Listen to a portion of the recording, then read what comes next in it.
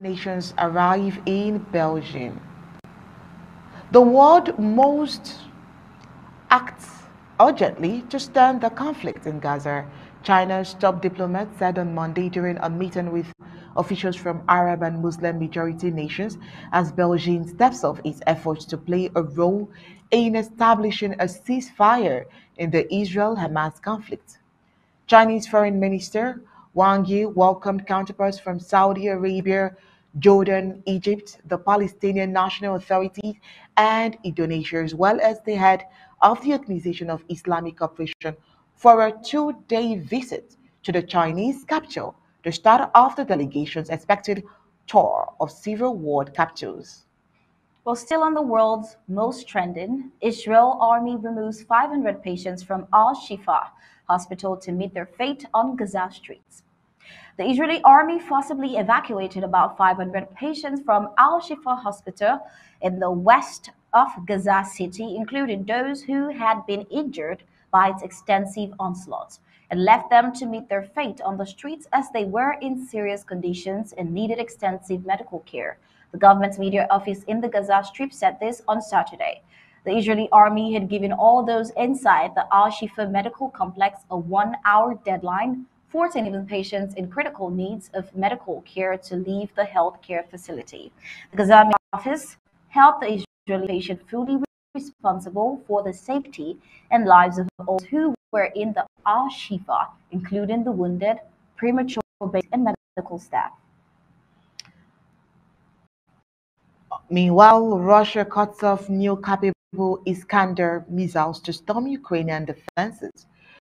Continue to range Iskander ballistic missiles on Ukrainian targets, but now state manufacturer Rostec has realized the Tornado's S multiple launch rocket system is a cost-effective and ideal option for destroying such low-value targets.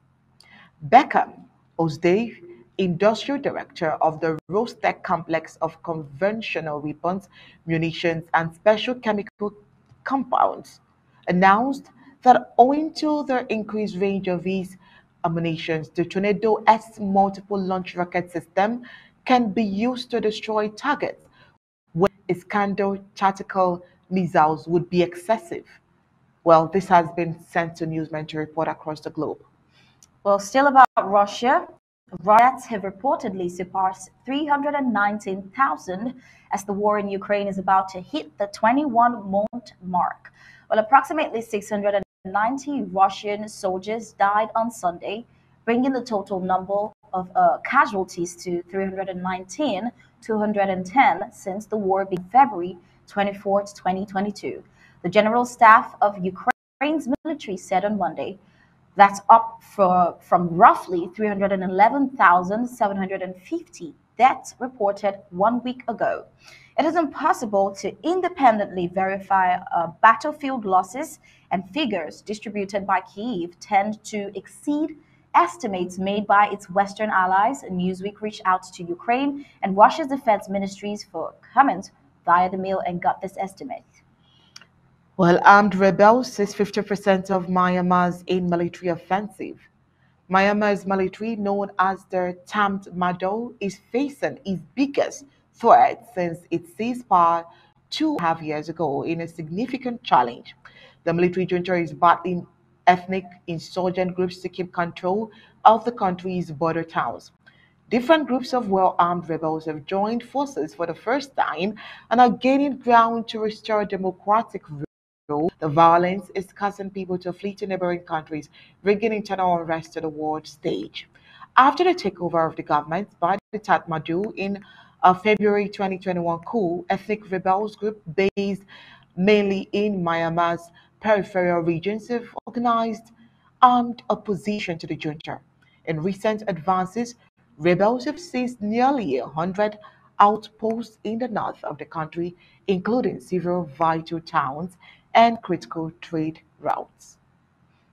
Well, former President Donald Trump's personal physician has released his medical report, giving the former president a clean bill of health and praising his recent weight loss and improved diet.